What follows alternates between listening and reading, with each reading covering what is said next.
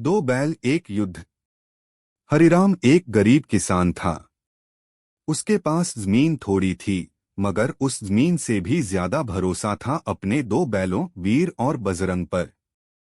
वीर और बजरंग सिर्फ बैल नहीं थे, खेत के साथी, परिवार के जैसे थे। हरिराम सुबह उठते ही पहले बैलों को खाना खिलाता, खुद बाद में खाता। पर जमींदार ठाकुर रणवीर सिंह की नजर उसी जमीन पर थी। एक दिन ठाकुर आया और बोला, हरिराम जमीन बेच दे, वरना हल जोतने की औकात भी नहीं रहेगी।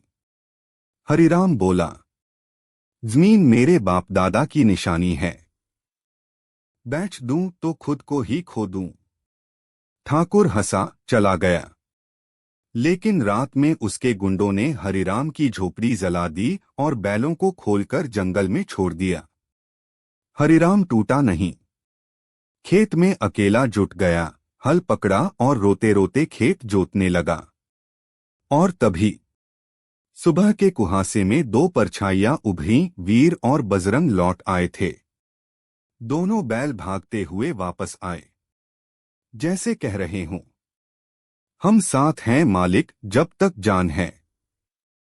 गांव वाले यह देखकर दंग रह गए। हरिराम ने फिर बैलों को जोता और मेहनत से खेत हरा भरा कर दिया। कुछ ही महीनों में फसल लहराने लगी और ठाकुर हार गया।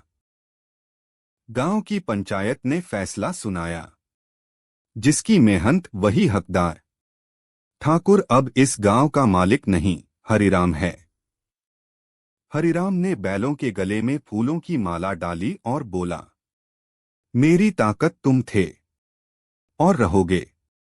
सीख है, वफादारी, मेहनत और आत्मसम्मान जब एक साथ खड़े हो जाएं, तो सबसे बड़ा जुल्म भी झुक जाता है।